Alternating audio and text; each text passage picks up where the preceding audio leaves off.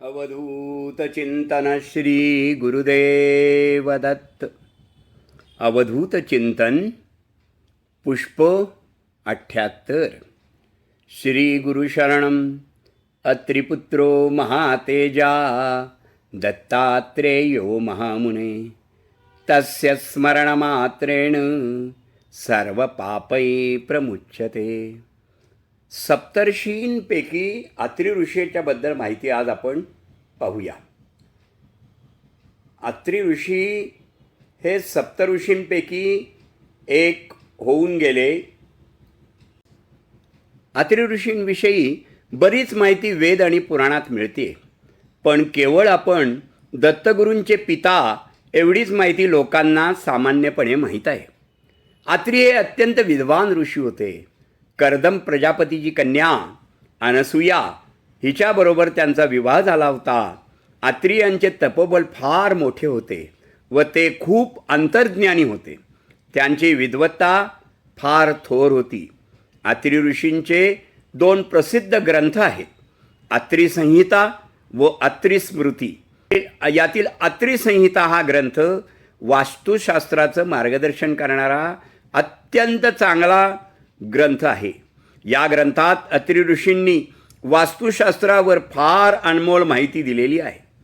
भारतीय वास्तुशास्त्राची महान ग्रंथरचना व वास्तु मार्गदर्शन करणाऱ्या प्राचीन 18 ऋषींमध्ये अत्रि ऋषींचे नाव अग्रगण्य आहे.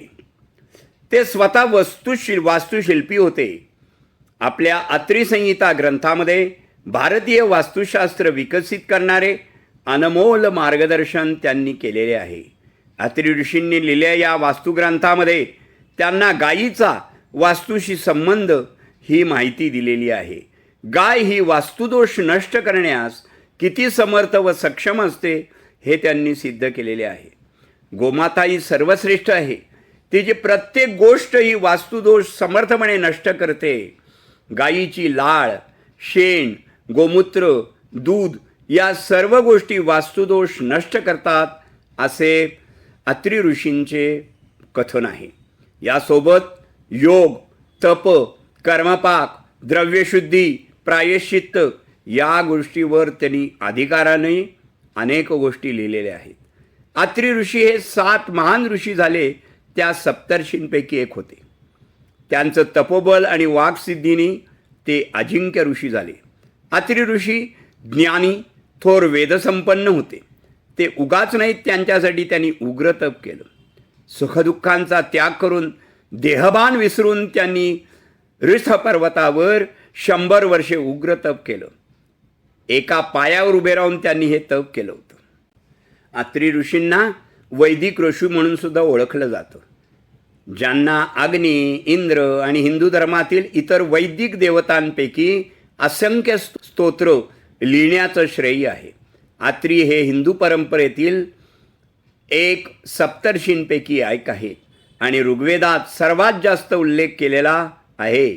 ऋग्वेदातील 5व्या मंडलाला पुस्तक 5 यांच्या सन्मानार्थ अत्रि मंडल असे म्हणतात आणि त्यातील 80 स्तोत्र त्याने त्यांच्या वंशजांना दिलेली जातात.